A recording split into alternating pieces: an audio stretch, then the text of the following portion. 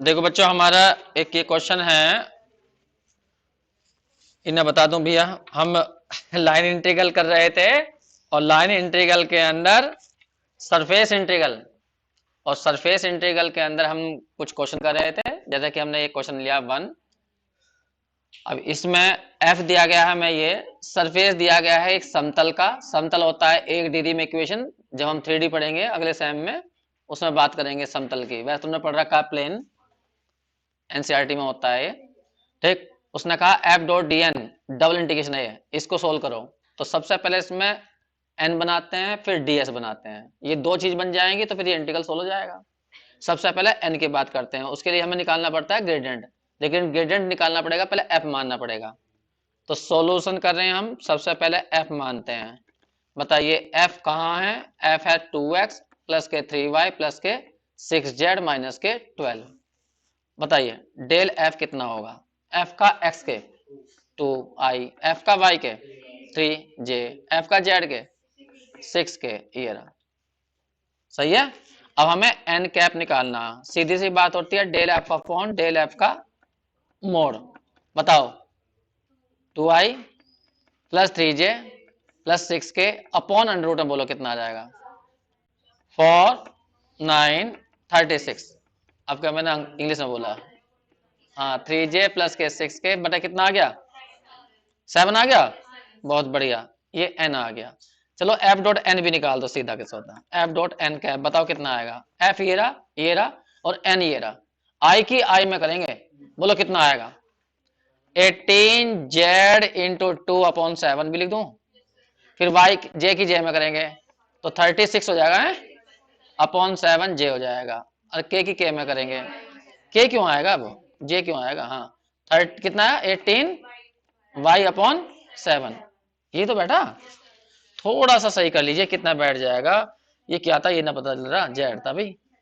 हाँ, 36 यहाँ आ गया, 36 यहाँ, 18 बाहर ले लूं, 18 अपॉन कितना आ गया? 7। अब बताओ कितना बचा? 2z माइनस 2 और प्लस के y, ये बैठ गया। कोई दिक्कत तो नहीं? जरा y में और 2 और z में और 2 में अंतर याद रखना, ये 2 है 2, ये z है।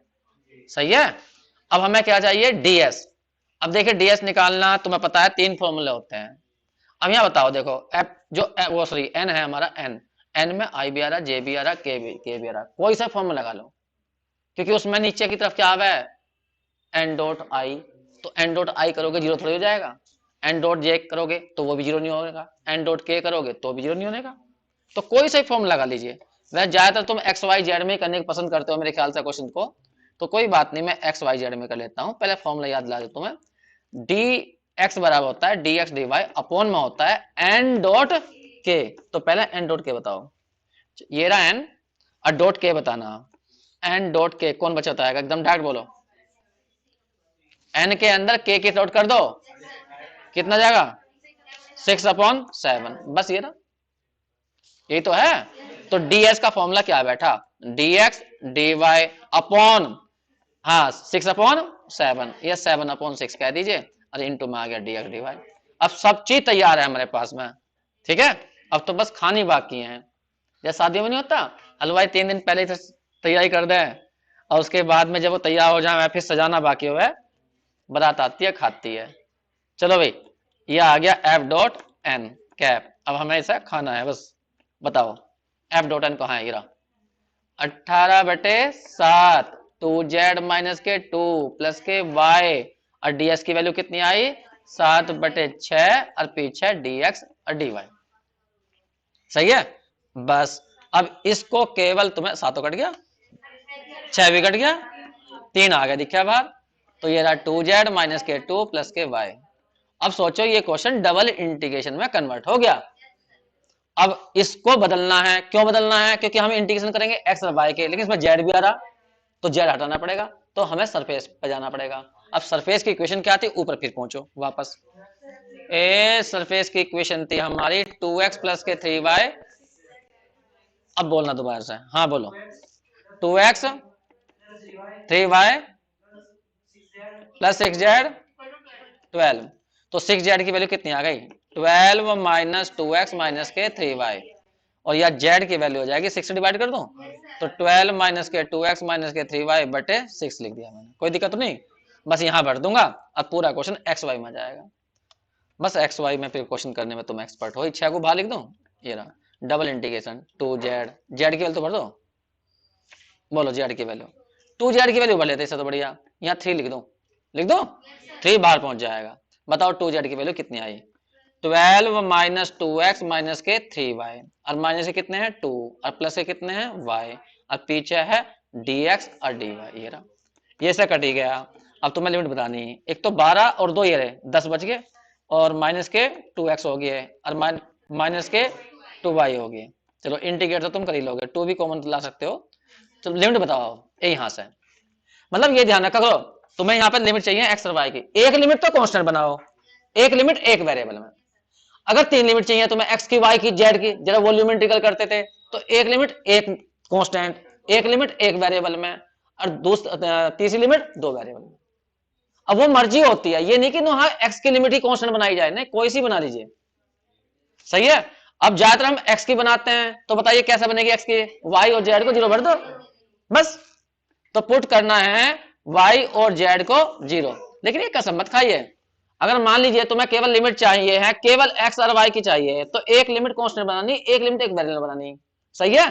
तो y की तुम कांस्टेंट बना लो, कोई जरूरत थोड़ी है। अगर मान लो तुम्हें केवल एक की लिमिट ही चाहिए, x की चाहिए, तो तुम एक वेरिएबल क्यों बनाओगे, अरे कांस्टेंट बनाओ ना सबसे पहले भाई। अगर तुम्हें केवल एक की लिमिट चाहिए, x की लिमिट चाहिए, तो तुम कांस्टेंट बनाओ, 2 की चाहिए तो एक कांस्टेंट एक वेरिएबल बनाओ, और 3 के चाहिए तो एक कांस्टेंट एक एक वेरिएबल में, और तीसरी 2 वेरिएबल में। समझ में आ गई बात तुम्हें। अगर कोई कहने लगा भाई तुम्हें एक लिमिट निकालनी, ठीक है, केवल x की लिमिट निकालनी, तो तुम क्या बनाओगे 2 वेरिएबल में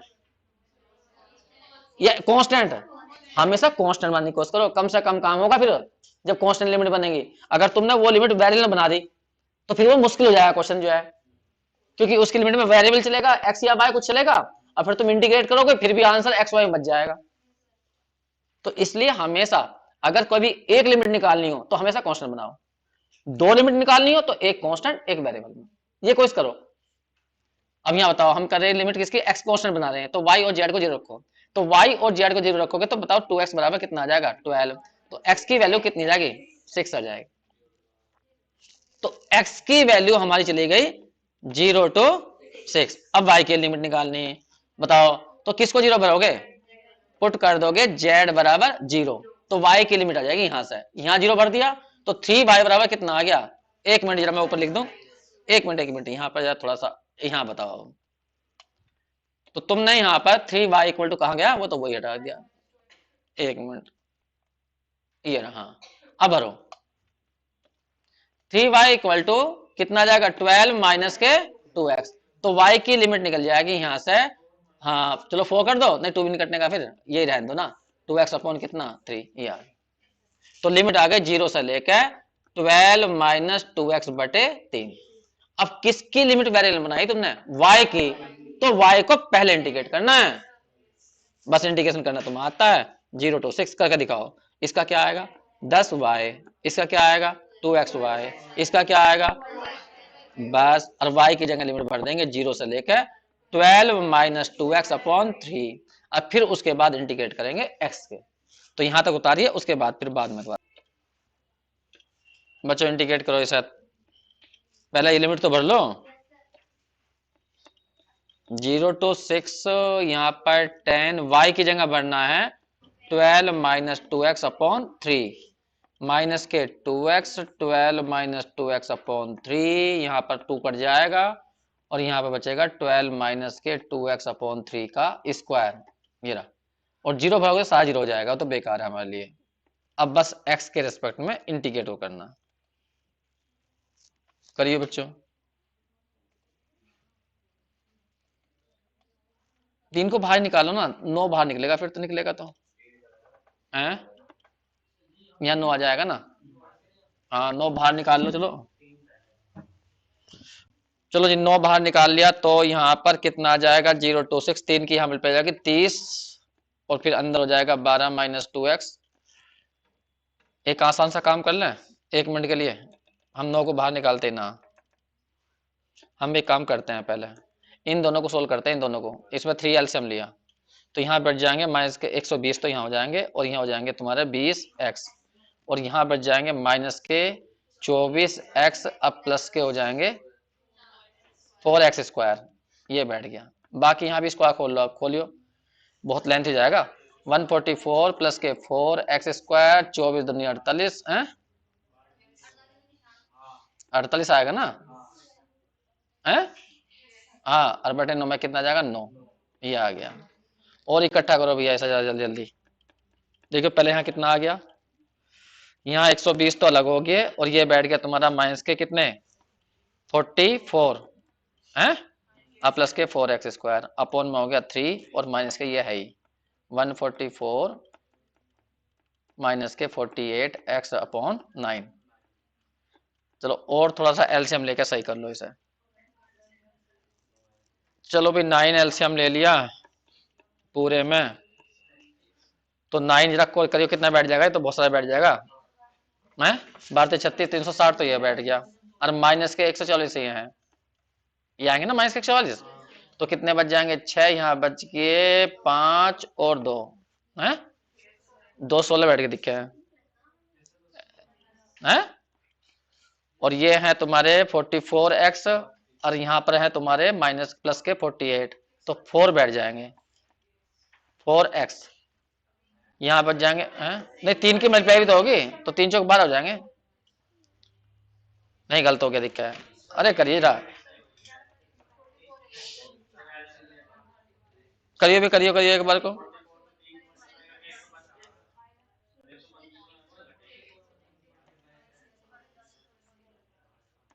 कितना आ गया,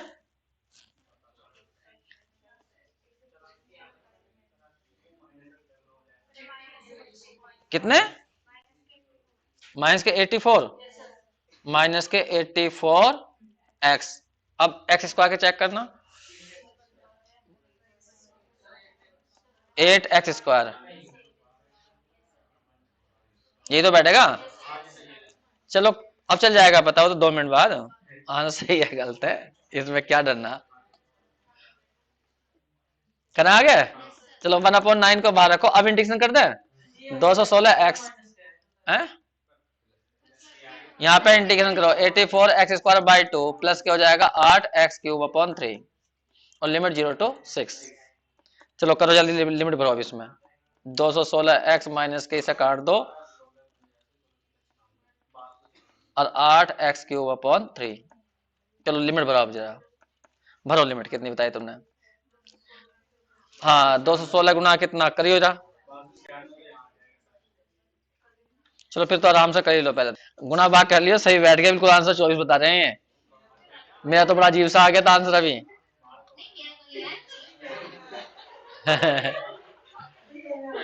भैया करके देख लियो, 24 बैठा गई है, ठीक है, हम बड़े खुश हुए। लो करना नहीं पड़ा हमें,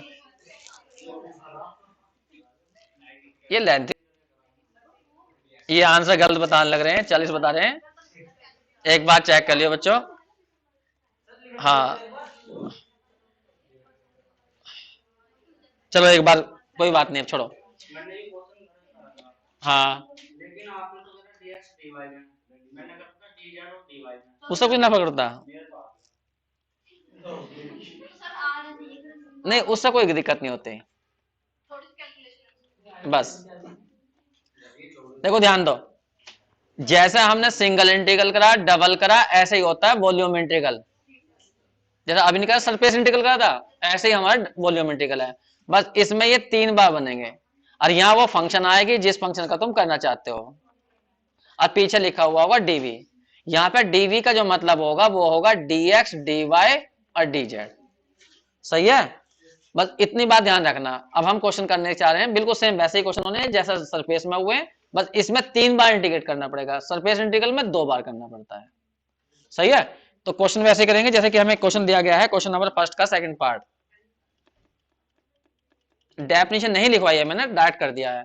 तरीका वही है जैसा मैंने तुम्हें सरफेस इंटीग्रल बताया होगा, मैंने कहा होगा एक सरफेस है, उसके छोटे छोटे हमने एन पार्ट करे, ठीक है, उनमें से एक पार्ट लिया, उसका एरिया नोट करा, और जो फंक्शन हमें दी गई होगी जिसका हमें सरफेस इंटीग्रल पूछा गया होगा, उसके, हाँ यहाँ पर एक पॉइंट ले लेना है x1 y1 z1, और जो फंक्शन दी गई है उसका इस पॉइंट पर वैल्यू निकाल लेनी है, फंक्शन और इस एरिया की मल्टीप्लाई कर देनी है। ये काम सारे टुकड़ों में करना है और जोड़ दो, और जोड़ने के बाद जो बनेगा वही कहलाता है सरफेस इंटीग्रल। लेकिन ध्यान रखना, हाँ ये टुकड़े कितने करने हैं, शुरू में तो n करने हैं, बाद में लिमिट ले लेते हैं, तो लिमिट का मतलब है उसके अनंत टुकड़े करने हैं, तो वे टुकड़े अपने आप ही क्या हो जाएंगे, बहुत छोटे छोटे हो जाएंगे।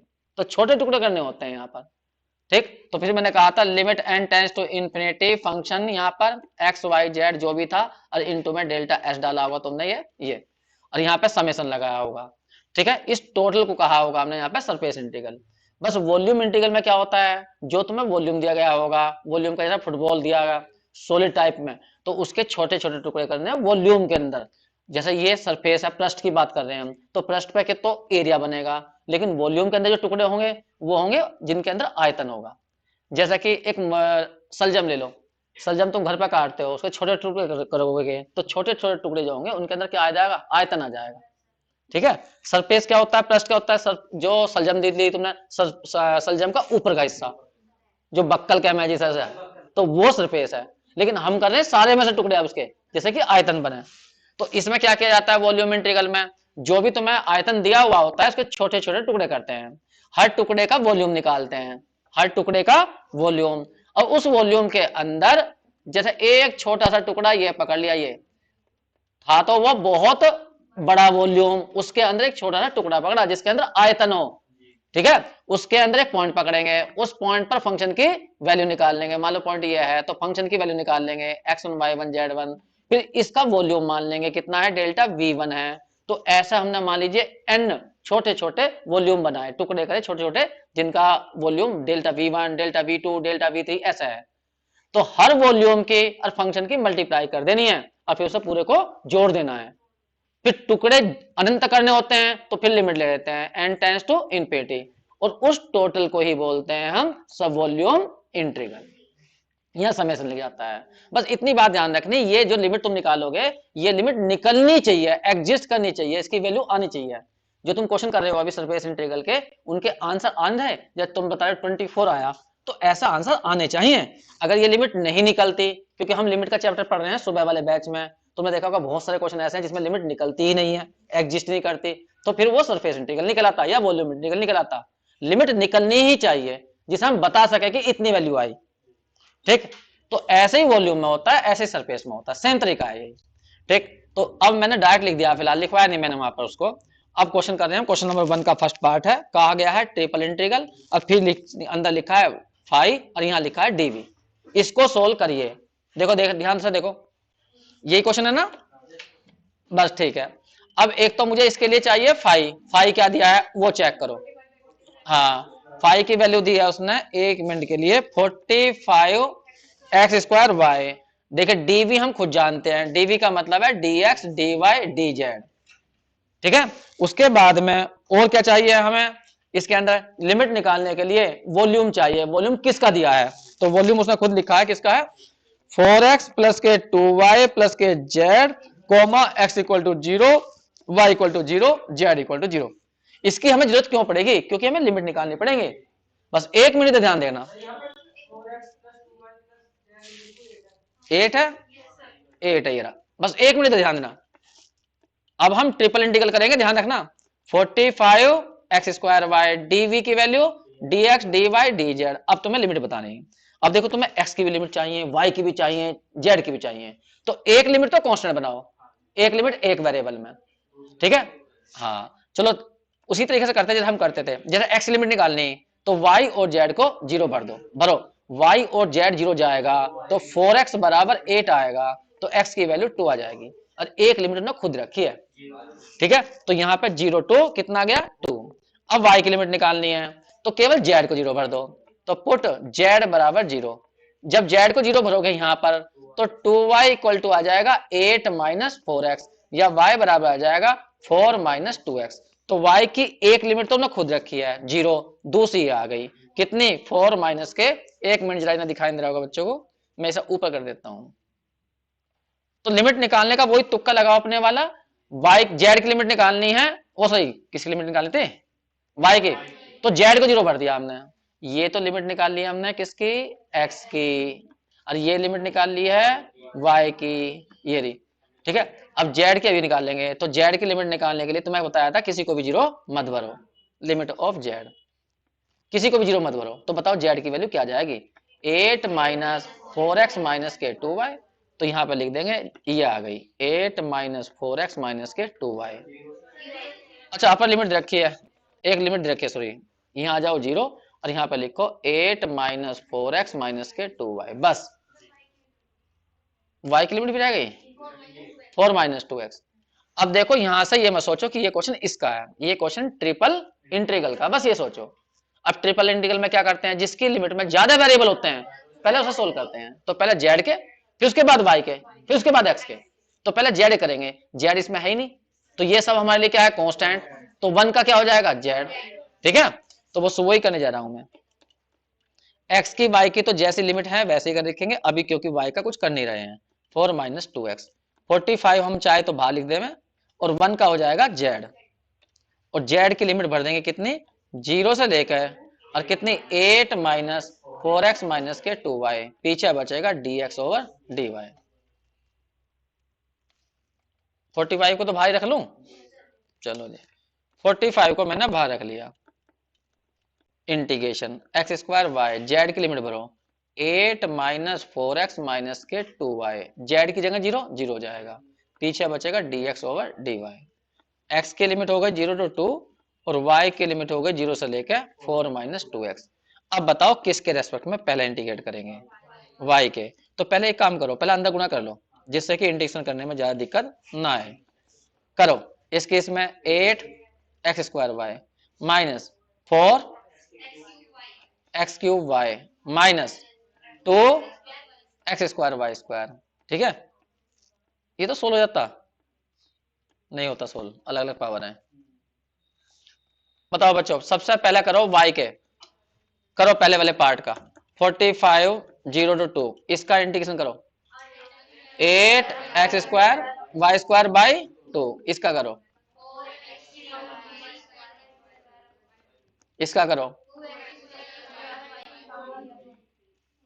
और पीछे बचेगा हमारा dx, लिमिट रखी जाएंगी y की 0 से लेकर 4 माइनस 2x।